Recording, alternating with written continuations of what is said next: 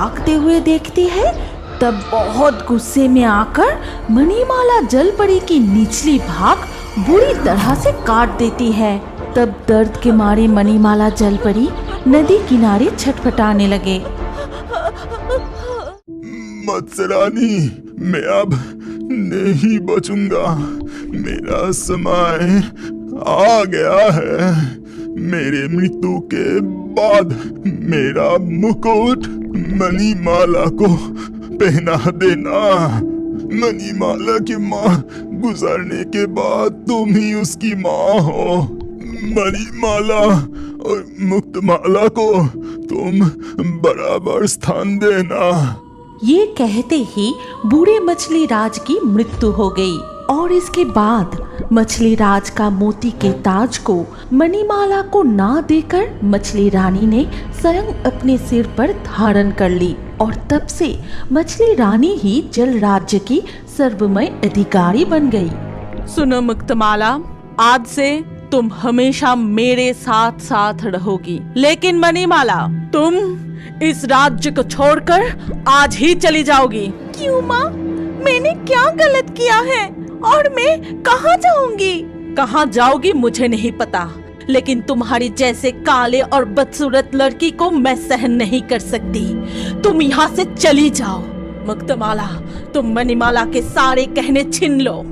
मुक्तमाला जल्दी से जाकर मणिमाला के सारे गहने उतार लेती है। फिर जाओ मणिमाला, अब तुम इस राज्य को छोड़कर चली जाओ। ये कहते ही मछली रानी मणिमाला को मछली राज्य से निकल देती है। मणिमाला रोते रोते राज्य से बहुत दूर चली जाती है। मुझे बचाओ, कोई मुझे बचाओ, मैं इस जाल में फंस गया हूँ, मुझे यहाँ से कोई निकालो। ये सुनते ही वो जल्दी से सिगल पक्षी के पास जाकर उसे जाल से मुक्त कर देती है। तुम्हें बहुत बहुत शुक्रिया दोस्त, मैं तुम्हारे ये एहसान कभी नहीं भूलेंगे।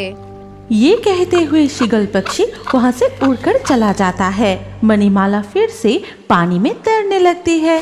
फिर उसे दिखाई देती है, ओह, मेरा शरीर पर कितना कीचड़ लग गया है। ओह, अगर मैं नहा सकता तो साफ हो जाता। इस नदी की धारा कितनी तेज है। ओह। ये सुन के मणिमाला उसके पास जाके बोली, तुम मेरे पास आओ, मैं तुम्हें नहलाकर साफ कर देती हूँ। फिर मणिमाला उसे साफ करके नहला देती है। तब वो कुत्ता मणिमाला से कहता है, बहुत बहुत धन्यवाद जलपरी, मैं तुम्हारा एहसानमंद हूँ।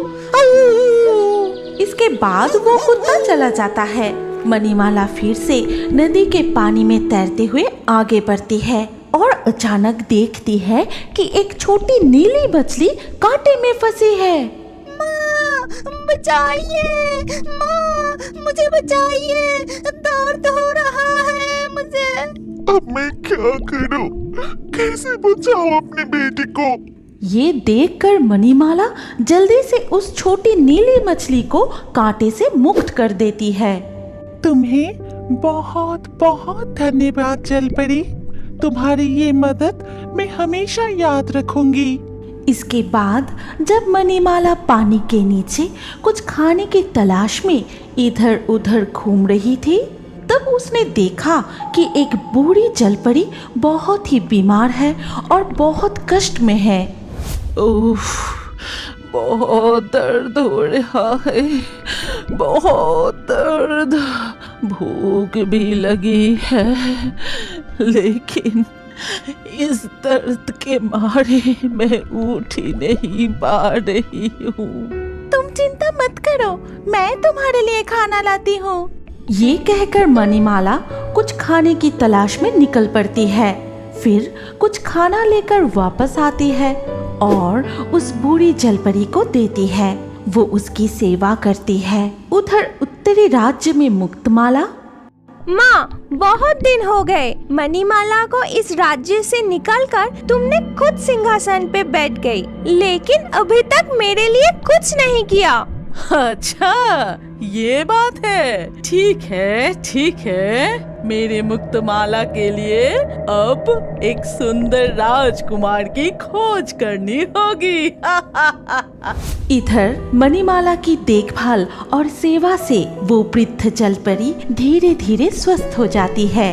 अच्छा मणिमाला, तुम इतने दिनों से मेरे पास हो, लेकिन तुम कौन हो, कहाँ से आई हो, ये तो मैंने पूछा ही नहीं।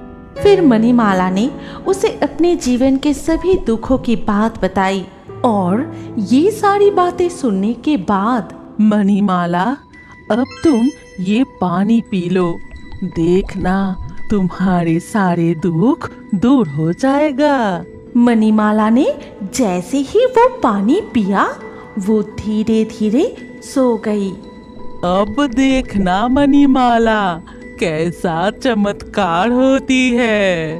असल में वो वृद्ध जलपरी एक जादूगरनी थी। इसके बाद मणिमाला जब नींद से जागी तो उसने देखा, ये क्या, मैं इतनी सुंदर कैसे हो गई? इतनी रेशमी बाल, ये कैसे संभव हो गया? मुझे तो विश्वास ही नहीं हो रही है।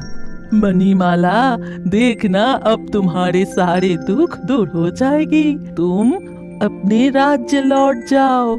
ये सुनकर मणिमाला ने उस वृद्ध जलपरी से विदा लेके अपने उत्तरी राज्य की ओर लौटने लगी। लौटते समय रास्ते में उसकी फिर से उस नीली मछली से मुलाकात हो गई। खूबसूरत मणिमाला, जरा रुको, ये सारे गहने पहन लो, तुम और भी सुंदर लगोगी। इतने सारे गहने सब मैं पहनूंगी? हाँ जी हाँ, सारे गहने तुम्हारे लिए, चाहो तो और भी दे सकती हूँ। इसके बाद मणिमाला मुस्कुराते हुए उन गहने को पहन लेती है। फिर नीली मछली और उसके बेटे को अलविदा कहकर नदी के रास्ते आगे बढ़ने लगती है।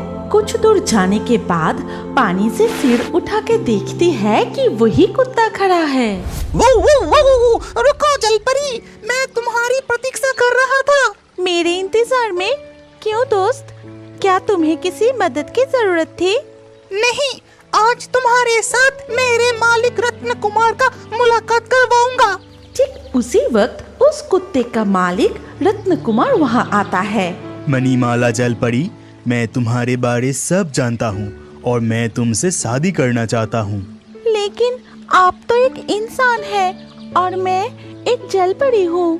नहीं, तुमने इतने दिनों तक जिस बूढ़ी जलपरी की सेवा की, असल में वो जादूगरनी झिनुकमाला मेरी माँ है। मैं एक विशेष काम से स्थल पर आया था, लेकिन अब तुम्हारे साथ शादी करके तुम्हारे साथ ही रहना चाहता हूँ। लेकिन उत्तर जल राज्य में मेरी माँ और बहन मुक्तमाला है, उन्हें बिना बताए शादी कैसे संभव है?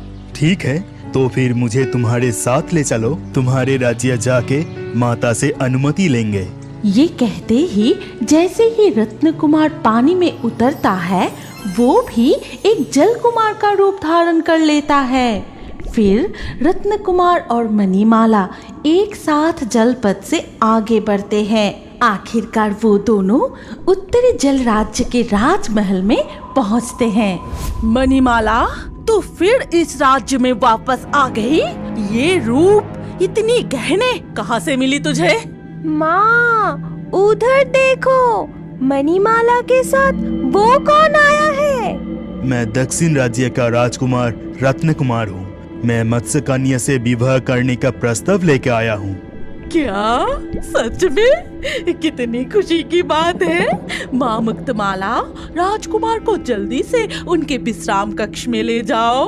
मुक्तमाला भी मुस्कुराते हुए रत्न कुमार के पास आती है और उससे कहती है, आइए राजकुमार, मेरे साथ आइए, मैं आपको विश्राम कक्ष में ले जाती हूँ।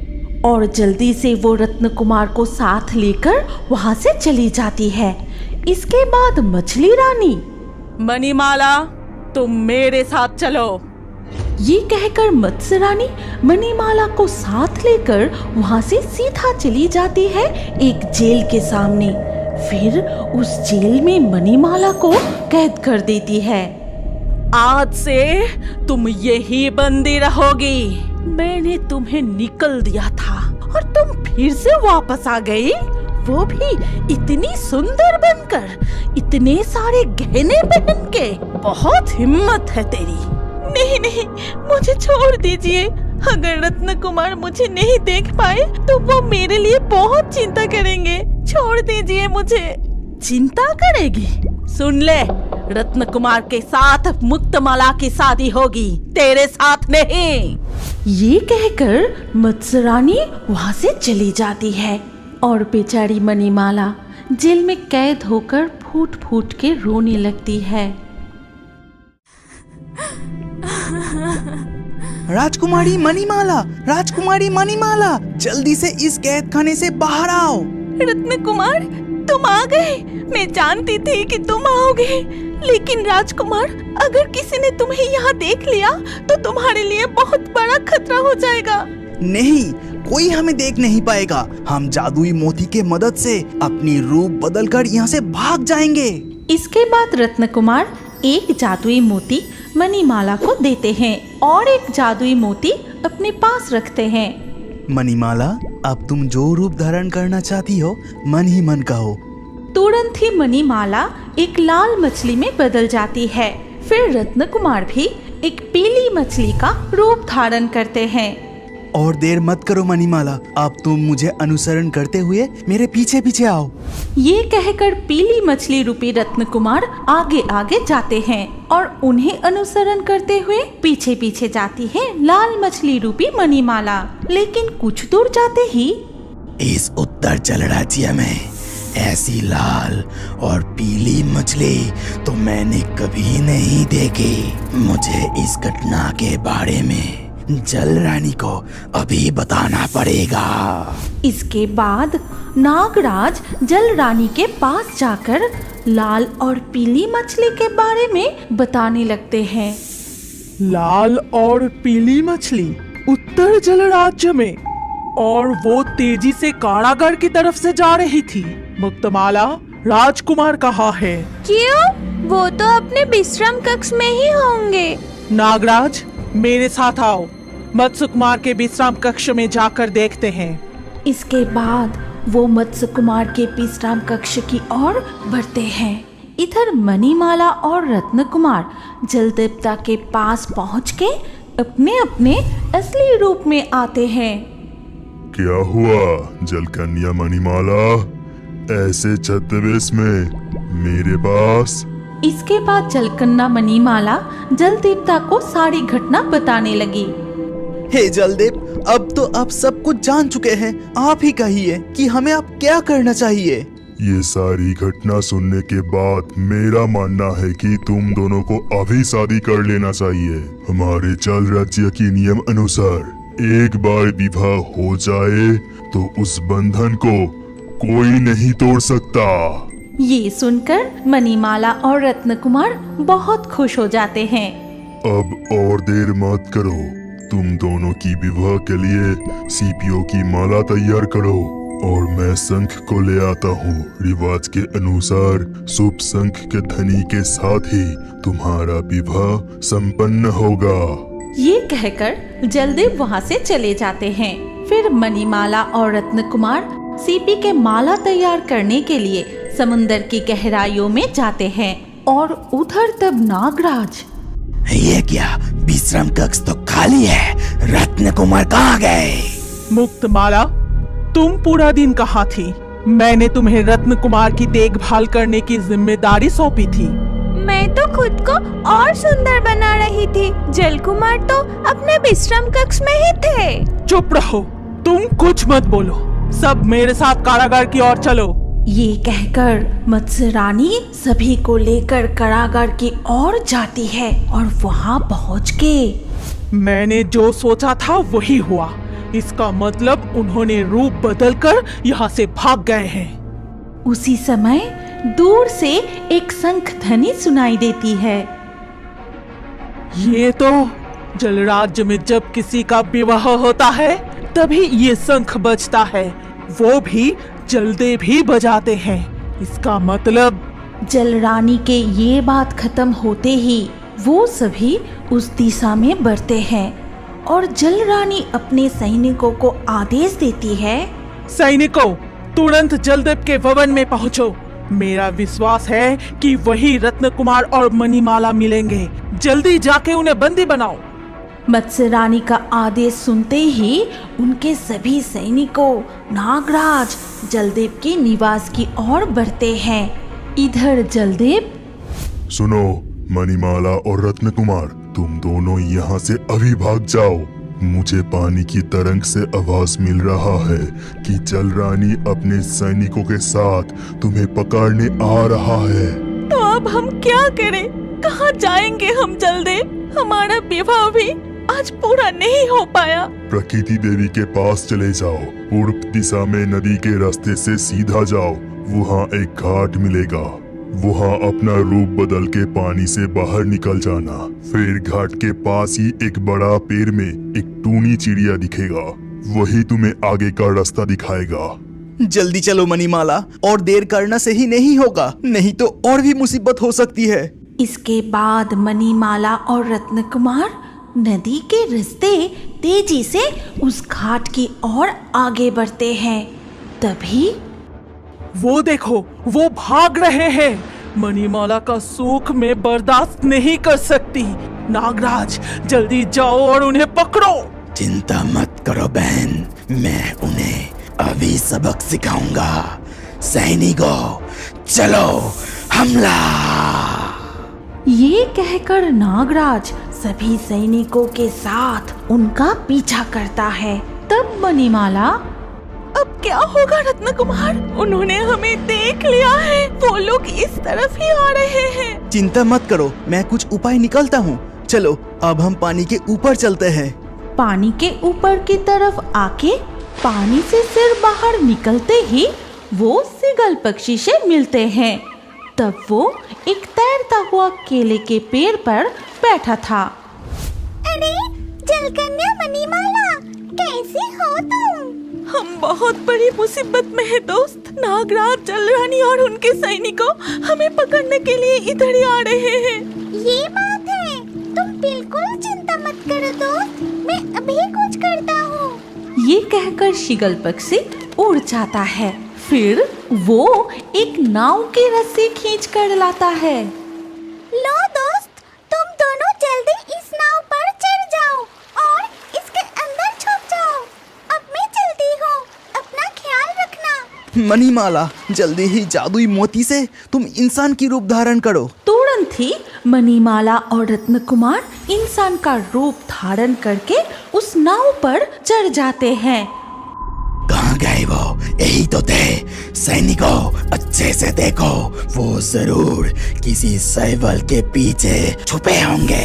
तुम में से कोई भी कुछ नहीं कर सकता। सबके सब बेकार हो। वो तो अभी थे, गायब कैसे हो गए? ये मत बोलो बहन, वो किसी जादुई शक्ति के मदद से रूप बदल सकते हैं। शायद किसी तरह हमें धोखा देकर वो भाग गए। और क्या, चलो वापस चलते हैं। अब तो कुछ नहीं किया जा सकता है ना? चिंता मत करो बहन, मैं उन्हें कभी नहीं छोड़ूंगा। इसका बदला मैं एक दिन जरूर लूंगा। उधर मणिमाला और रत्न कुमार नाव में बहते हुए उस घाट पर पहुंचते हैं। फिर मणिमाला और रत्न कुमार नाव से उतरकर घाट पर खड़े होते हैं और देखते हैं कि बड़े पेड़ की डाल पर टूनी पंछी बैठा है। प्रणाम टूनी चिड़िया, जलदेव ने हमें तुम्हारे बारे में सब कुछ बताया और कहा कि प्रकृति देवी तक पहुंचने का रास्ता तुमसे पूछ ले। तुम्हें जलदेव के बारे में कैसे पता और तुम्हारा परिचय क्या है? मैं उत्तर जल राज्य की राजकुमारी मणिमाला हूँ और ये दक्षिण जल राज्य के राजकुमार रत्न कुमार है। बड़ी मुसीबत में पड़कर हमें इंसान का रूप धारण करके जल राज्य छोड़कर भागना पड़ा। इसके बाद मणिमाला टूनी पंछी को सारी घटना बताती है और सब कुछ सुनने के बाद टूनी कहता है, अरे ये तो बहुत भयानक घटना है। मैं अभी तुम्हें प्रकृति देवी का पता बताता हूँ। देखो, ये नदी जंगल के रास्ते से सीधा बहुत दूर तक गई है और जाके एक झरने के साथ मिली है। उस झरने के पीछे ही प्रकृति देवी रहती है। बहुत धन्यवाद टूनी चिड़िया, अब हम चलते हैं। लेकिन इंसानी रूप में पैदल जाने पर जंगल के जानवर आक्रमण कर सकता है। ठीक है, हम रूप बदलकर पंछी के रूप में वहाँ जाएंगे। इसके बाद रत्न कुमार और मणिमाला जादुई मोती की मदद से लाल और पीली पंछी का रूप धारण करके नदी के रास्ते से उड़ते हुए प्रकृति देवी के पास पहुंचते हैं। फिर वो प्रकृति देवी के सामने बैठकर सारी बात बताते हैं और सब कुछ सुनने के बाद प्रकृति देवी कहती है, अब कोई डर नहीं बच्च, अब तुम मेरे पास आ गए हो तो कोई भी दुश्मन तुम्हारा कुछ नहीं बिगाड़ सकता। तुम उस झरने के नीचे असली रूप में खड़े हो जाओ। इसके बाद मणिमाला और रत्न कुमार झरने के नीचे आते ही वो अपने असली रूप में वापस आ जाते हैं और उसी झरने के नीचे प्रकृति देवी की उपस्थिति में एक दूसरे को फूलों की माला पहनाते हुए उनका विवाह संपन्न होता है। गर्मी के बीतते ही जैसे ही बारिश का मौसम आया, नीले सागर की गहराई की खूबसूरती भी अत्यंत सुंदर और मनमोहक हो गई। देखिए रत्न कुमार, बारिश का मौसम आते ही हमारे नील सागर का माहौल कितना खूबसूरत हो गया है। पानी की स्वच्छता और भी बढ़ गई है। चारों ओर रंग बिरंगे सुंदर रंगीन प्रवाल से भर गया है। हाँ, तुम बिल्कुल सही कह रही हो जलपरी मणिमाला। बारिश में हमारा सागर राज्य स्वर्ग राज्य जैसा ही सुंदर हो जाता है। रत्न कुमार, आज मैं आपको एक खुशखबरी सुनाना चाहती हूँ। जल्दी बताओ जलपरी मणिमाला, मुझे अभी खुशखबरी सुनने की इच्छा हो रही है। मैं अंडे देने वाली हूँ और आप पिता बनने वाले हैं रत्न कुमार, इसीलिए मैं बहुत खुश हूँ। अरे, ये तो बहुत ही खुशी की खबर है। पहली बार हमारे बच्चे होने वाले हैं। मैं पिता बनूंगा और तुम माँ बनोगी। ये सुनकर मैं बहुत ही खुश हूँ। लेकिन रत्न कुमार, मणिमाला, क्या तुम किसी चीज को लेकर चिंतित हो? हर बरसात में जलपरियां अपने अंडे देने के लिए इस सुंदर सागर राज्य के खरे पानी को छोड़कर मीठे पानी की नदी में प्रवेश करती है। वहाँ जलपरियां अंडे देती है। नदी में अंडे देने जाते समय स्थलभागी जीवों के द्वारा हर साल किसी न किसी जलपरी के साथ कोई न कोई दुर्घटना हो ही जाती है। तुम चिंता मत करो जलपरी मणिमाला, मैं तुम्हें और तुम्हारे अंडे को रक्षा करने के लिए तुम्हारे साथ ही जाऊंगा। बरसात के मौसम के साथ साथ मेरे अंडे देने के समय भी आ गया है। हमें आज ही नदी की ओर निकलना होगा। मणिमाला और रत्न कुमार नीले सागर को पार करते हुए एक निर्जन शांत नदी में प्रवेश करते हैं। फिर वो दोनों एक महफूज जगह देखकर वहां अंडा देने का निर्णय लेते हैं। लेकिन इस नदी के ऊपर एक विशाल गहरा जंगल था। इस गहरे जंगल में आमतौर पर कोई इंसान नहीं आता था, इसीलिए जंगली जानवर निर्भय होकर इधर उधर घूमता था। ये बारिश कब खत्म होगी क्या पता। बारिश रुकने की नाम ही नहीं ले रहा है। इधर मेरे अंडे से अभी अभी छोटे छोटे बच्चे जन्म ली है। बारिश हो रही है और मेरा मिट्टी का घर गीला होकर नष्ट हो रहा है। अगर इस बारिश के कारण बाढ़ आ गई तो मेरे सभी बच्चे पानी में डूबकर मर जाएंगे। अब मैं क्या करूं? फिर इच्छाधारी यक्षिनी नागिन अपना रूप बदलकर एक काला सांप बन जाता है। फिर अपने मिट्टी के घर में प्रवेश करती है। डरो मत बच्चे, जंगल में बाढ़ आ गई तो भी माँ तुम्हें कुछ नहीं होने देंगे। अब सो जाओ, सुबह मैं फिर शिकार पर निकलूंगी। इस बारिश में शिकार करना भी बहुत मुश्किल हो गया है। इच्छाधारी यक्षिनी नागिन अपने मिट्टी के घर में ही सो जाती है। लेकिन आधी रात को भारी बारिश के कारण जंगल में भयंकर बाढ़ आ जाती है और बाढ़ में नागिन का मिट्टी का घर डूबकर उसके 3 नवजात बच्चे मर जाते हैं। फिर धीरे धीरे रात ढल के सुबह हो जाती है। ये क्या अनर्थ हो गया, मैं फिर से संतानहीन हो गई। हर बरसात में मेरे बच्चे बाढ़ के पानी में डूबकर मर जाते हैं। काश मेरे बच्चे भी पानी के नीचे सांस ले सकते तो वो इस तरह नहीं मरते। मुझे कुछ करना ही होगा। ये कहकर यक्षिणी नागिन जंगल में नए घर की तलाश में निकल पड़ती है।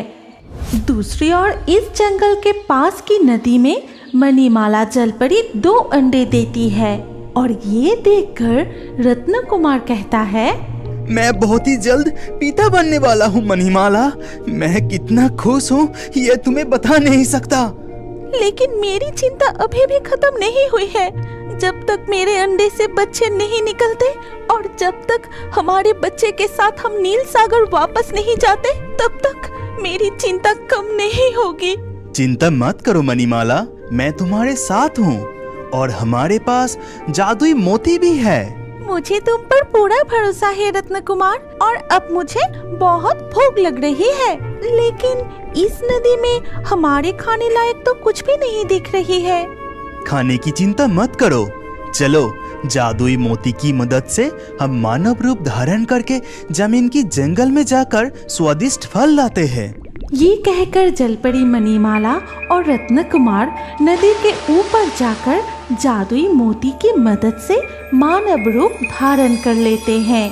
तभी यक्षिणी नागिन रत्न कुमार और मणिमाला जलपरी को इस तरह से रूप बदलते वो छुपके से देख लेती है। फिर रूप बदल के वो दोनों जंगल के रास्ते चलते हुए एक अनार के पेड़ के पास पहुंचते हैं। देखो मणिमाला, ये अनार का पेड़ है। ये फल बहुत ही स्वादिष्ट होता है। मैंने जीवन में पहली बार पानी के बाहर वाली दुनिया देख रही हूँ। बचपन में पिता से स्थल भाग की सुंदरता के बारे में बहुत सुना था, लेकिन अब इसे अपनी आँखों से देखकर मेरा मन बहुत खुश हो गया। पानी की बाहर वाली दुनिया देखकर तुम्हें इतना अच्छा लगा, तो इस स्वादिष्ट फल को खाकर देखो, तुम्हें और भी अच्छा लगेगा। ये कहकर रत्न कुमार एक अनार उठा के मणिमाला के हाथ में देता है। फिर वो दोनों अपने अंडे और आने वाले बच्चे के बारे में कई योजनाएं बनाते हैं और ये सारे योजनाएं नागिन एक पेड़ के पीछे छिपकर सुनती रहती है। वो क्या कह रहे हैं? पानी के नीचे इच्छाधारी जलपरी ने 2 अंडे दिए हैं। पानी के नीचे ही उनके बच्चे जन्म लेंगे और उनके बच्चे पानी के नीचे ही सांस लेंगे। अगर ये दोनों इतनी मायावी शक्ति की अधिकारी है तो उनके अंडे भी मायावी होंगे। ये सोचकर यक्षिणी नागिन जलपरी के अंडे चुराने का निर्णय लेती है।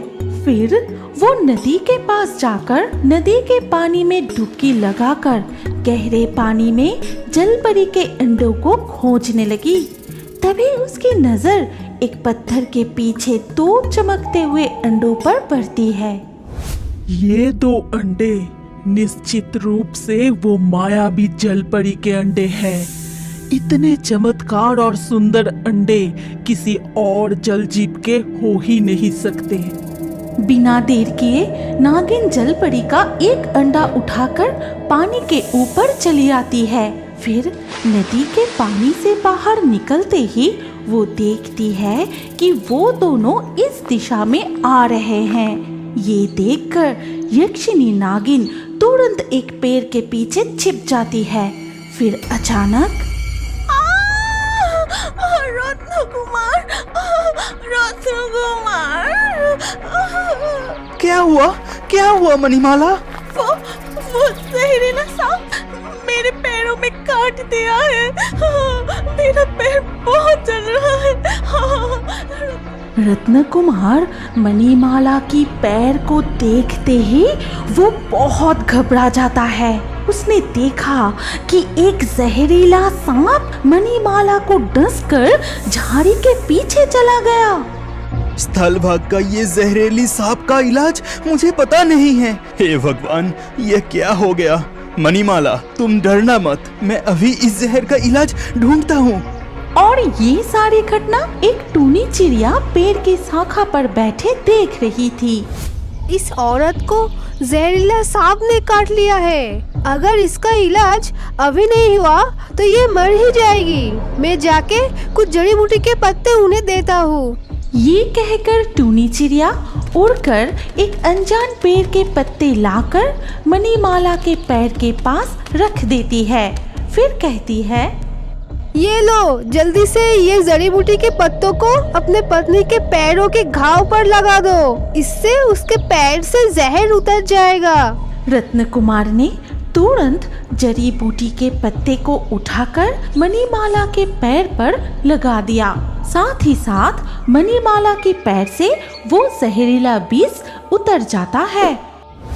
धन्यवाद टूनी चिड़िया, तुमने मेरी मदद नहीं की होती तो शायद मैं अब तक मर ही गई होती। तुम्हारा ये उपकार मैं हमेशा याद रखूंगी टूनी चिड़िया। अब हम चलते हैं दोस्त। ये कहकर मणिमाला और रत्न कुमार नदी की ओर बढ़ते हैं। फिर नदी के पानी में उतरकर जादुई मोती की मदद से अपने असली रूप में आकर पानी की गहराई में अपने अंडे के पास पहुंचते हैं। फिर देखते हैं कि वहाँ 2 अंडे के बदले है सिर्फ एक ही अंडे। अब मुझे कोई डर नहीं, वो दोनों पानी में लौट गए हैं और मुझे ये अंडा चुराते हुए किसी ने नहीं देखा। अब मुझे जल्दी से अपने नए मिट्टी के घर की ओर लौटना चाहिए। तभी टूनी चिड़िया यक्षिनी नागिन को एक मायावी अंडे लेकर जाते हुए देख लेती है। नागिन के हाथ में वो किसका अंडा है? इतना चमत्कार और सुंदर अंडा पहले तो कभी नहीं देखा। नील सागर के गहरी पानी में जलपरी मणिमाला अपने परिवार के साथ बहुत खुशहाल जीवन जी रही थी। लेकिन अचानक उनके जीवन में एक जहरीला अभिशाप आ गया। कालिया नाग ने अचानक एक दिन उनके ऊपर हमला कर दिया और मणिमाला के पति रत्न कुमार को पकड़ लिया। मणिमाला, तुम अभी हमारी बेटी नीनी को लेके यहाँ से चली जाओ। मेरे लिए सोचो मत, नहीं तो तुम दोनों भी मर ही जाओगे। ये कालिया नाग मुझे मारने के बाद तुम्हें भी मार देगा। नहीं रत्न कुमार, मैं तुम्हें छोड़कर कहीं नहीं जाऊंगी। चाहे जो कुछ भी हो जाए, हम तुम्हारे बिना नहीं जी सकते। बोल, तेरे जादुई मोती कहाँ छुपा के रखी है? वो जादुई मोती मुझे दे दे, फिर मैं तुझे और तेरे परिवार को नहीं मारूंगा। असीम शक्ति के अधिकारी कालिया नाग ने अपनी शक्ति बढ़ाने के लिए जादुई मोती की खोज में जलपरी के परिवार पर हमला किया है। इस जादुई मोती की सहायता से कोई भी जलजीव मानव रूप धारण करके स्थल भाग में विचरण कर सकता है। वो जादुई मोती मुझे अभी दे दे, नहीं तो मैं मेरे जहर से तुझे मार डालूंगा। मेरे पिताजी को छोड़ दो दुष्ट कालिया नाग, क्यों मेरे पिताजी को कष्ट दे रहे हो? मणिमाला, तुम अभी नीनी को लेके यहाँ से चली जाओ। इस नील सागर को छोड़कर दूर कहीं शांत नदी में आश्रय लो। इस दुष्ट कालिया नाग को परास्त करके मैं तुम्हारे पास जरूर लौटूंगा। ठीक है स्वामी, मुझे विश्वास है कि आप हमारे पास जरूर आएंगे। रत्न कुमार की बात मानकर मणिमाला जलपरी अपनी पुत्री नीनी को साथ लेकर तैरते हुए नील सागर से बहुत दूर एक निर्जन जंगल के बीच से बहने वाली शांत और ठंडी नदी में चली गई। माँ, मैं बहुत थक चुकी हूँ, अब मैं और तैर नहीं पा रही हूँ। ठीक है नीनी, तो हम नदी के इसी स्थान पर तुम्हारे पिताजी का इंतजार करेंगे। और अब हम तैरते हुए नीला सागर से बहुत दूर भी आ चुके हैं। यहाँ वो कालिया नाग हमें ढूंढ नहीं पाएगा। माँ, मुझे बहुत जोर से भूख लगी है माँ, कुछ खाने के लिए दे दो ना माँ। मैं बहुत थक भी चुकी हूँ, मुझसे और रहा नहीं जा रहा। लेकिन मेरे लिए ये नदी अनजान है और मुझे यहाँ पर खाना कहाँ मिलेगा। तुम्हारे पिता के बिना हम बहुत असहाय हैं। ठीक है, फिर भी मैं इधर उधर ढूंढती हूँ। तेरे लिए कुछ खाने का इंतजाम मुझे करना ही होगा, लेकिन तुम यहीं रहना, कहीं मत जाना। मैं खाना लेके यहीं वापस आऊंगी। ये कहते ही मणिमाला जलपरी खाने की तलाश में नदी से तैरते हुए थोड़ा और आगे चली गई और इस नदी के ऊपर स्थल भाग में एक टूटी फूटी मिट्टी के घर पर एक डरावनी चुड़ैल रहती थी। ये जंगल इतना घना है कि यहाँ आमतौर पर कोई इंसान नहीं आता। कितने दिन हो गए इस जंगल में कोई लकड़हारा नहीं आए कि एक इंसान को पकड़ के उसकी गर्दन मरोड़ के खून चूस के मजे से खाऊंगी। लगता है आज भी नदी में कांटा डाल के छोटी मछली पकड़ के ही मुझे खाना पड़ेगा। चुड़ैल मछली पकड़ने की छड़ी लेकर नदी के किनारे बैठ गई। फिर कांटे में चारा लगाकर उसे नदी के पानी में डाल दिया और वो चारा नदी के पानी की गहराई में ठीक मत्स्यकन्या नीनी के सामने झूलने लगा। ये क्या? ये मैं क्या देख रही हूँ? ये स्वादिष्ट खाना मेरे सामने अचानक कहाँ से आ गया? माँ भी अभी तक नहीं लौटी, तो फिर ये स्वादिष्ट खाना कहाँ से आ गया? मुझे तो बहुत जोर से भूख लगी है और देख के स्वादिष्ट भी लग रही है। जाके वो खाना मैं खा लेती हूँ। नहीं नहीं बाबा, माँ ने कुछ अनजान चीज छूने और खाने के लिए मना की है। पहले माँ यहाँ आ जाए फिर ये खाना खाऊंगी। मत्स्यकन्या नीनी अपने सामने मौजूद स्वादिष्ट भोजन को खाए या ना खाए इसको लेकर बहुत द्वंद में पड़ गए। लेकिन उधर दूर दूर तक मणिमाला जलपरी को कोई अच्छा भोजन नहीं मिला और भोजन की तलाश करते हुए आखिरकार उसने एक सीप देखा। मैं ये सीप अपनी बेटी के लिए लेती हूँ। मेरी भूख मैं सहन कर लूंगी, लेकिन कम से कम नीनी की भूख तो मिट जाएगी। माँ अभी तक नहीं लौटी, कब को गई है खाना लाने? मुझे बहुत भूख लगी है और ये स्वादिष्ट खाना देख के मैं अपने आप को रोक नहीं पा रही हूँ। मैं थोड़ा सा खा लेती हूँ। जैसे ही मत्स्यकन्या खाने के लिए वो चारे को पकड़ती है, तभी चुड़ैल की छड़ी में जोर से एक खिंचाव होती है। अरे छड़ी को इतनी जोर से कौन खींच रहा है? लगता है कोई छोटी मछली नहीं, बड़ी मछली फंसी है। चुड़ैल छड़ी को मजबूती से पकड़कर खींचने लगी और पानी से ऊपर उठाने की कोशिश करने लगी। तभी चुड़ैल मत्स्यकन्या को खींचकर नदी किनारे उठा लिया। ये मैं क्या देख रही हूँ? अपनी आँखों पर विश्वास नहीं हो रही है। ये कोई इंसान या कोई मछली है कि ऊपरी हिस्सा इंसान जैसा और निचली भाग मछली जैसा? इसकी इंसानी सिर चबा के खाऊंगी और मछली की पूंछ तल के खा जाऊंगी।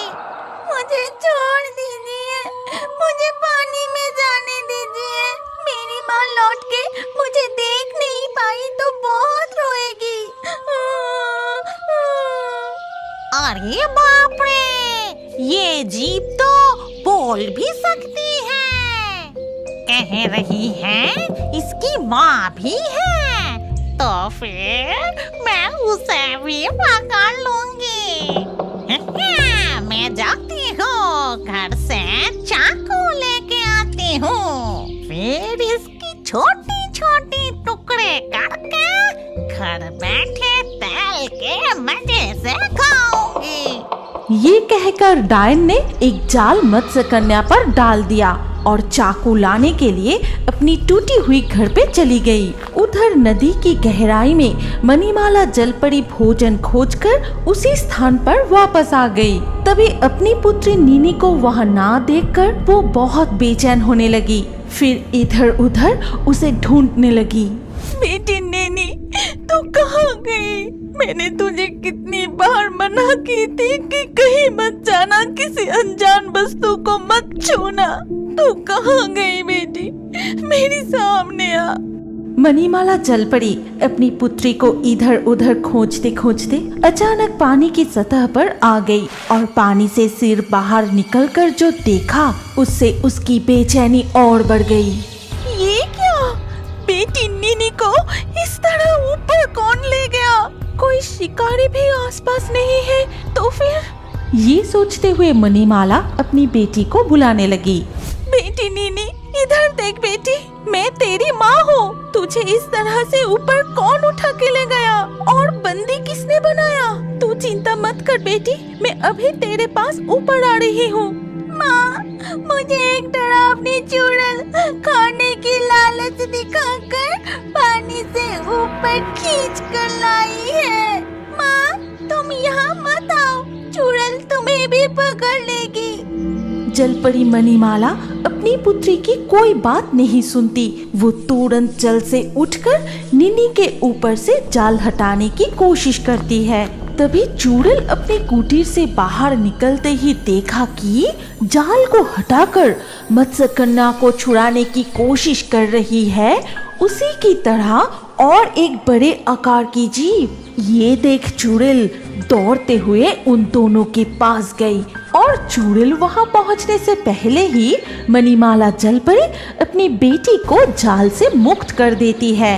तब तक चुड़ैल वहां पहुंच के मणिमाला की हाथ पकड़ लेती है। मुझे कुछ कष्ट उठाने की जरूरत ही नहीं पड़ी। बिना कांटा डाले बड़ी को भी पकड़ ली। आज तो बहुत मजे की दिन है। हमें छोड़ दीजिए, हाथ जोड़ती हूँ। मेरे पति यहाँ आकर हमें ढूंढ नहीं पाएंगे। हमें पानी में वापस जाने दीजिए, बदले में हमारी जादुई मोती आपको देंगे। छोड़ दूंगी? कह रही है छोड़ देने से मोती देगा? उस पत्थर जैसी मोती लेके मैं क्या करूंगी? वो सब बेकार की चीज मुझे नहीं चाहिए। कितनी दिनों बाद इतनी सुंदर सी शिकार मिली है।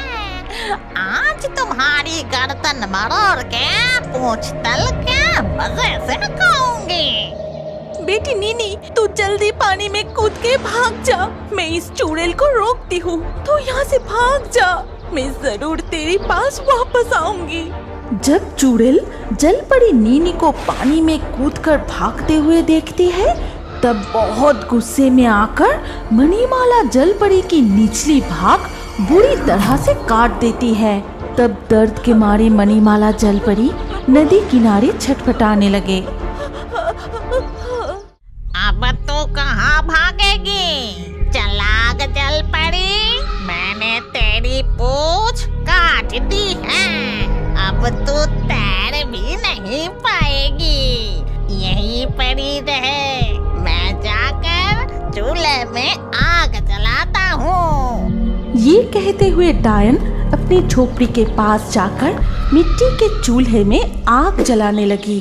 जब आग जल गई तब उसने चूल्हे पर एक कढ़ाई रखी और अपनी झोपड़ी में से सरसों का तेल लाने चली गई। इधर मणिमाला जल परी दर्द और पीड़ा में तड़पते हुए धीरे धीरे बेहोश होने लगी। माँ तो अभी तक नहीं आई। मुझे बहुत डर लग रहा है। कहीं उस डायन ने मेरी माँ को बंदी तो नहीं बना लिया। मैं एक बार पानी के ऊपर जाकर देखती हूँ कि माँ अब तक क्यों नहीं आई। नीनी जल्दी से नदी के ऊपर जाकर देखती है कि उसकी माँ मणिमाला जल परी की पूंछ काटकर अलग कर दी गई है। ये देखकर मत्स्यकन्या नीनी रोते हुए अपनी माँ को पुकारने लगी। माँ, माँ, तुम मेरे पास पानी में वापस आओ ना। क्या हुआ माँ? तुम बात क्यों नहीं कर रहे हो? वो चुड़ैल वापस आने से पहले तुम जल्दी से नदी में चले आओ। लेकिन मणिमाला जल परी अपनी बेटी की किसी भी बात का जवाब नहीं दे पाती। ये सारी घटना एक टूनी पंछी पेड़ की डाल पर बैठा देख रहा था। फिर वो टूनी पंछी उड़ते हुए मत्स्यकन्या नीनी के पास आके कहता है, रो मत मत्स्यकन्या, तुम्हारी माँ को बचाने के उपाय मुझे पता है। तो तुम जल्दी से मुझे बताओ कि मैं अपनी माँ को कैसे बचा सकती हूँ। इस जंगल के पार नदी के किनारे प्रकृति देवी रहती है। अगर कोई प्रकृति देवी से मदद मांगते हैं तो प्रकृति देवी उसे जरूर मदद करती है। तुम भी प्रकृति देवी से मदद मांग सकती हो। लेकिन टूनी चिड़िया, मैं तो मछली कुमारी हूँ, जल के बिना जमीन पर चल फिर नहीं सकती, तो मैं प्रकृति देवी के पास कैसे पहुँचूंगी? और जब मैं प्रकृति देवी के पास चली जाऊंगी, तब अगर वो चुड़ैल मेरी माँ को कोई नुकसान पहुँचाए तो तब क्या होगा? चिंता मत करो दोस्त, इस नदी से तुम आगे बढ़ते जाओ।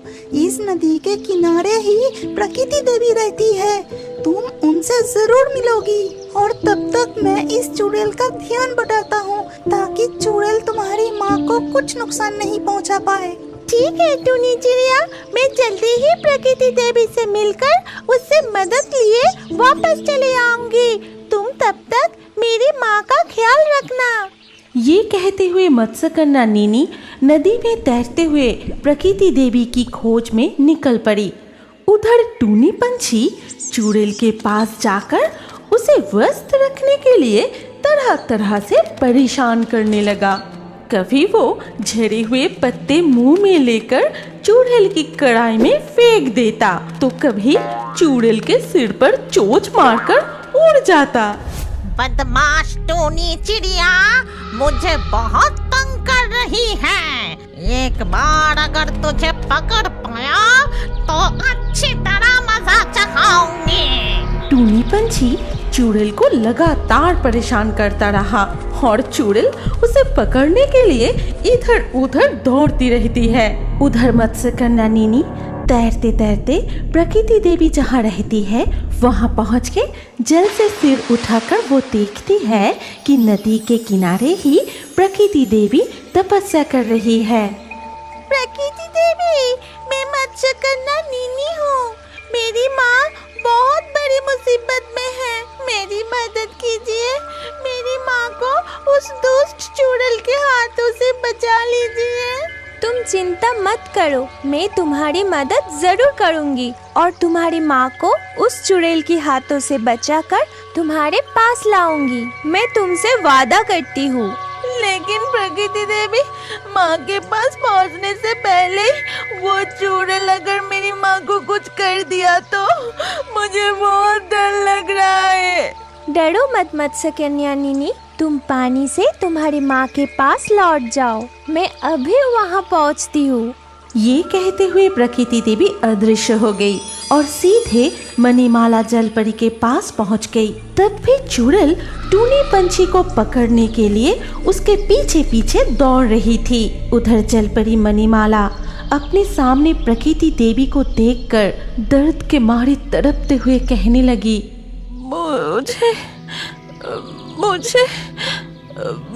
मुझे छोड़ दो चुड़ैल, मुझे मेरी बेटी के पास जाने दो। मणिमाला, मैं प्रकृति देवी हूँ, मैं तुम्हें बचाने के लिए यहाँ आई हूँ। जो मैं कह रही हूँ वो ध्यान से सुनो। तुम्हारे पास तो जादुई मोती है, उस मोती का इस्तेमाल करके तुम अपना रूप बदल के यहाँ से भाग सकती हो।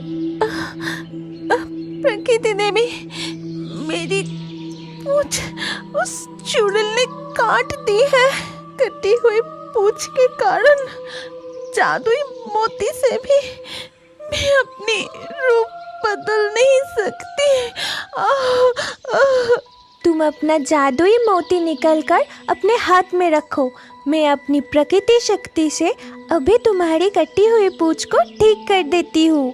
ये कहते हुए मणिमाला जलपरी अपने माथे से जादुई मोती निकलकर हाथ में पकड़ लेती है। फिर प्रकृति देवी अपनी प्रकृति शक्ति का इस्तेमाल करते हुए हाथ घुमाकर जादू से जलपरी की कटी हुई पूंछ को फिर से जोड़ देती है। धन्यवाद प्रकृति देवी, अब मैं पूरी तरह से ठीक हो गई हूँ। आपकी ये मदद मैं हमेशा याद रखूंगी। टूनी पंछी का पीछा करते करते अचानक चुड़ैल की नजर जलपरी मणिमाला पर पड़ते ही देखा कि उसकी कटी हुई पूंछ फिर से जुड़ गई है। अरे जलपरी के पास वो कौन है? लगता है वो जलपरी को भागने में मदद कर रही है। ये देख के चुड़ैल दौड़ते दौड़ते जलपरी की ओर जाती है और कहती है, जलपरी, तू वहाँ से जरा सा भी मत हिलना। मैं कहती हूँ रुक जा। चुड़ैल हमें देख लिया है, तुम अभी पानी में कूदकर भाग जाओ, मैं चुड़ैल को रोकती हूँ। प्रकृति देवी की बात खत्म होते ही मणिमाला जलपरी पानी में कूदकर भाग गई। इधर चुड़ैल गुस्से में प्रकृति देवी के पास आकर कहती है, अच्छा मानव, तूने मेरे शिकार को भागने में मदद की। आज मैं तुझे मार कर कच्चा चबा जाऊंगी। डायन गुस्से में आकर प्रकृति देवी का गला दबाने के लिए आगे बढ़ती है। तभी प्रकृति देवी हाथ घुमाकर जादू करके चुड़ैल को हवा में उड़ा देती है। ये क्या? मैं हवा में तैर रहा हूँ? कैसे? इसका मतलब तुझे जादू आता है। मुझे जादू से रोक नहीं सकेगा। मैं तुझे मार डालूंगी। अभी रुक जाओ चुड़ैल, मैं हूँ प्रकृति देवी। प्रकृति का संतुलन बनाए रखना ही मेरा काम है। तुम जलपरी और उसकी बेटी को कष्ट दे रही थी, इसीलिए मैं उन्हें बचाया। तूने मेरी शिकार को छीनकर अच्छा काम नहीं किया। तुच्छ देवी, अब तू मुझे बता कि मैं क्या खाऊंगी। मैं कब से भूखा हूँ। मैं तुम्हारी भूख मिटाऊंगी। मैं तुम्हें एक जादुई हंडी देती हूँ। इससे तुम जितना चाहोगे उतना चावल मिलेगा। कभी उस हंडी का चावल खत्म नहीं होगा। ये कहते हुए प्रकृति देवी अपनी प्रकृति शक्ति से उस जादुई हंडी को प्रकट करती है और चुड़ैल को नीचे छोड़ देती है। तभी चुड़ैल उस हंडी को हाथ में लेकर, मुझे चावल खाना है। मिट्टी के हंडी, मुझे चावल दो। साथ ही साथ हंडी में चावल आ जाता है और ये देखकर चुड़ैल बहुत खुश होकर प्रकृति देवी से कहती है, धन्यवाद प्रकृति देवी, मैं आपको पहचान नहीं पाया, इसीलिए ऐसा काम किया। मैं आपको वचन देता हूँ कि अब कभी किसी इंसान या किसी जीव को नहीं खाऊंगा। इस हंडी के चावल, जंगल के फल और शहद खाकर ही रहूंगा। ठीक है, जो तुम्हारी मर्जी। फिर प्रकृति देवी वहाँ से अदृश्य होकर फिर से अपने स्थान पर लौट जाती है और इधर नदी के नीचे, माँ, तुम वापस आ गई। तुम्हारे बिना मुझे बहुत कष्ट हो रहा था। मैं बहुत रो रही थी। देखो बेटी, मैं तुम्हारे पास फिर से वापस आ गई हूँ और अब डरने की कोई बात नहीं। लेकिन कितने दिन हो गए, तुम्हारे पिताजी अभी तक हमारे पास नहीं आए। अब तो तुम्हारे पिताजी के लिए चिंता हो रही है। उधर तब नील सागर के नीचे जल राज्य में कालिया नाग, मैं तुझे हराकर तेरा राज्य छीन लिया है। जब तक वो जादुई मोती मुझे लाकर नहीं देता, तब तक मैं तुम्हारे राज्य पे शासन करूंगा। दक्कनाग, तुम रत्न कुमार को राज्य से बाहर निकाल दो।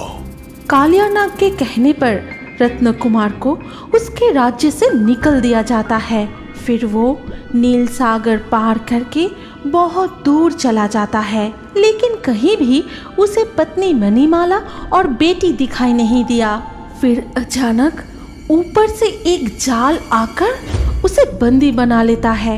लगता है आज जाल में कोई बड़ी मछली फंसी है। जल्दी से खींच के उठाता हूँ।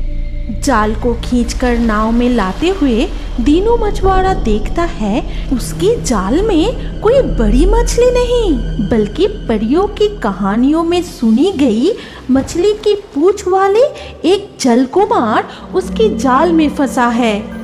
अरे लगता है आप मेरा किस्मत चमक गई। अब जल्दी नाव चलाकर समुद्र से घर चला जाता हूँ। किसी भी हालात में मैं इस जल कुमार को भागने नहीं दे सकता। फिर दिनेश मछुआरा अपनी नाव लेकर गांव की ओर बढ़ने लगा। तभी उसके मन में अचानक एक विचार आया। इस अनोखे और आश्चर्यजनक प्राणी को सभी गांव वालों के सामने से मैं नहीं ले जा सकता हूँ। इससे कोई जल कुमार को मुझसे छीन ले सकता है।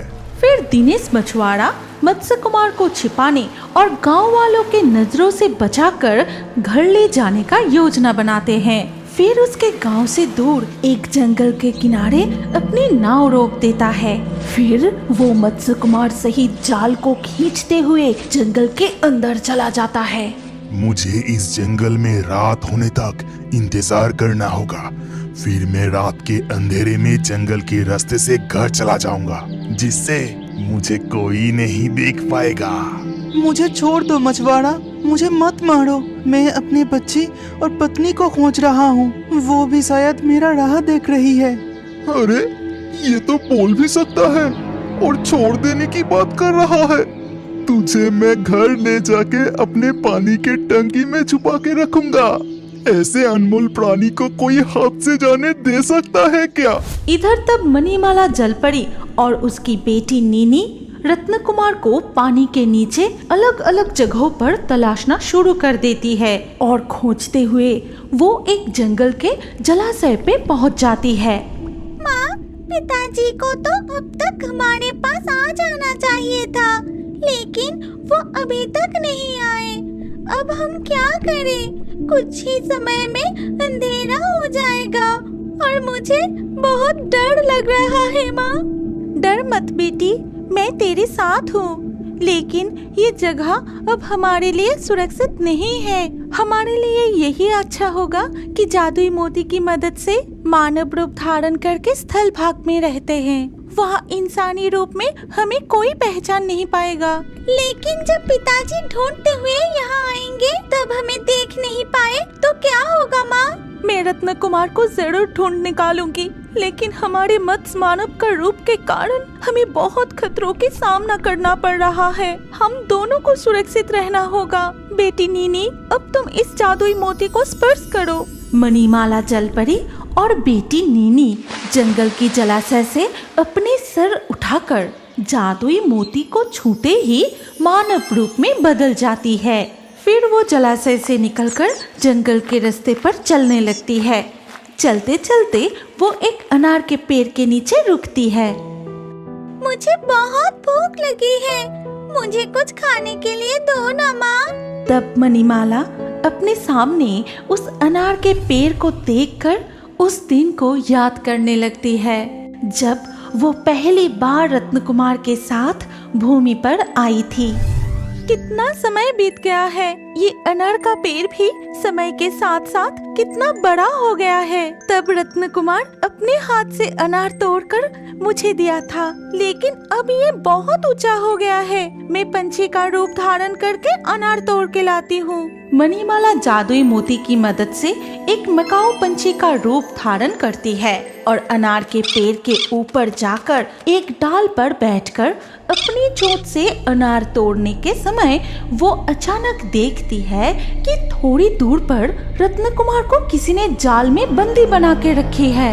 ये देख वो जल्दी से नीचे आकर फिर से मानव रूप धारण करती है।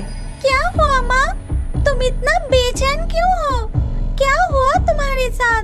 पता है, मैंने तुम्हारे पिताजी को देखा, लेकिन उन्हें एक मछुआरे ने जाल में बंदी बना के रखा है। फिर धीरे धीरे जंगल में अंधेरा छा जाता है। चारों ओर जुगनू और झिंगुर की आवाजें सुनाई देने लगती है। मणिमाला और उनकी बेटी रत्न कुमार के पास एक पेड़ के पीछे छिपकर देखने लगती है। अब रात हो गई है, हमें कोई नहीं देख सकता। घर ले जाकर इस मत्स्य कुमार को पानी के टंकी में छोड़ देना होगा। ये कहकर दिनेश मछुआरा रत्न कुमार सहित जाल को खींचते हुए जंगल के रास्ते अपने घर के ओर जाने लगता है। मणिमाला और नीनी छिपते हुए उसका पीछा करने लगी। फिर गांव में प्रवेश करते ही दिनेश मछुआरा रत्न कुमार को खींचते हुए अपने घर के पीछे पानी के टंकी के पास ले जाता है। तू चुपचाप यहीं चिपकर रहना, कोई चालाकी करने की कोशिश भी मत करना। अगर तू यहाँ से भागने की कोशिश करेगा तो बहुत मुश्किल में पड़ जाएगा, याद रखना। ये कहकर दिनेश मछुआरा रत्न कुमार को पानी के टंकी में छोड़ देता है। फिर उसकी एक हाथ में लोहे की जंजीर बांध देता है। ये सारी घटनाएं छिपकर मणिमाला और उनकी बेटी देखती रहती है। फिर मछुआरा अपने घर जाते ही मणिमाला और नीनी पानी के टंकी के पास आती है। पिताजी, मैं आपकी बेटी नीनी, हम आपके आने का बहुत इंतजार कर रहे थे। फिर हमने आपको जंगल में बंदी अवस्था में देखा। तुम चिंता मत करो रत्न कुमार, मैं तुम्हें इस जंजीर से मुक्त करूंगी। फिर हमारे जादुई मोती की मदद से तुम रूप बदल लेने के बाद हम यहाँ से भाग जाएंगे। कौन है घर के पीछे? लगता है मछुआरे ने तुम्हारी बात सुन ली। तुम यहाँ से भाग जाओ, नहीं तो तुम्हें भी कुछ हो जाएगा। दिनेश मछुआरा अपने घर के पीछे से आवाज सुनते ही वहाँ जाता है। यहाँ तो कोई नहीं है, शायद मेरी ही गलतफहमी थी। मुझे लगा कि मेरा ये कीमती जीप को कोई चोरी करने आया है। अब मैं जाके भाग्यवान को उसके बारे में बताता हूँ। फिर दिनेश रसोई में जाकर अपनी पत्नी को पूरी घटना बताता है। ये सुनकर उसकी पत्नी दौड़ते हुए उस पानी के टंकी के पास जाती है और वहाँ जाकर वो दिनेश से कहती है, अब हमारी किस्मत बदलने वाला है। ऐसे जल कुमारों के पास बहुत सारा सोना हीरा मोती होता है। हमें इससे जबरदस्ती कुछ ना कुछ तो लेना ही होगा। तुम बिल्कुल ठीक कह रही हो भाग्यवान। अगर वो हमें देने में इनकार कर दे तो?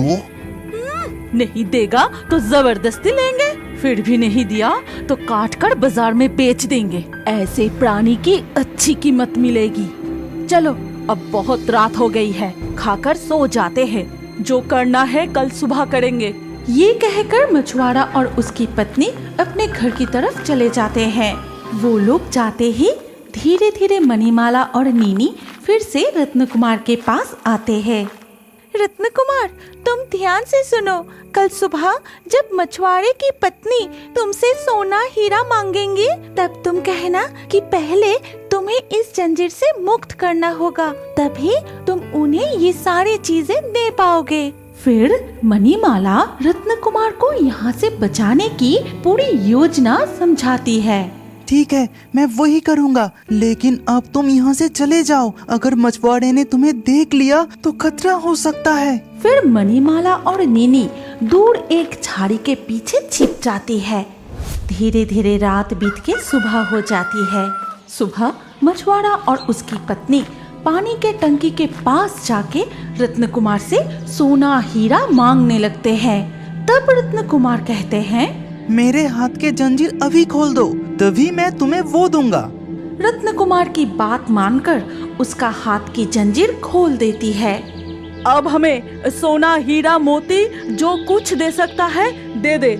तभी अचानक कहीं से एक भयानक चुड़ैल वहाँ आकर मछुआरे की पत्नी के बाल पकड़कर कहती है, ये शिकार मेरा है, मैं इस जल कुमार को खाऊंगी। अगर तुम दोनों को अपनी जान बचाना है तो यहाँ से चले जाओ, नहीं तो तुम्हारी गर्दन मरोड़ के खा जाऊंगी। अरे बाप रे चुड़ैल, हमें छोड़ दो। तुम इस जल कुमार को खा लो, लेकिन हमें छोड़ दो। ठीक है, मैं तुम्हें छोड़ रही हूँ, लेकिन गलती से भी दोबारा यहाँ आए तो तुम दोनों को भी। मछुआरा और उसकी पत्नी चुड़ैल का भयानक रूप देखकर वहाँ से भाग जाते हैं। फिर चुड़ैल रत्न कुमार के हाथ में जादुई मोती देते ही वो मानव रूप धारण करते हैं। फिर झाड़ियों के पीछे से नीनी बाहर आती है। तभी मणिमाला भी चुड़ैल रूप छोड़ के मानव रूप में आ जाती है। इसके बाद वो तीनों जंगल के जिस रास्ते से आए थे उसी दिशा में चले जाते हैं। जरा रुकिए, आपके लिए खुशखबरी है। जल्दी से आपका नाम कमेंट में लिख दीजिए। नाम लिख के ये रियो वर्ड्स चैनल जो सब्सक्राइब करेगा उसका नाम से नए कार्टून वीडियो बनाएंगे। और अभी स्क्रीन के ऊपर जो वीडियो आ रहा है इसे क्लिक करके अगले वीडियो में देख सकते हैं लकी ड्रॉ से किस किस का नाम चुना गया है। जल्दी ही क्लिक कीजिए, अगले वीडियो में आपका भी नाम हो सकता है।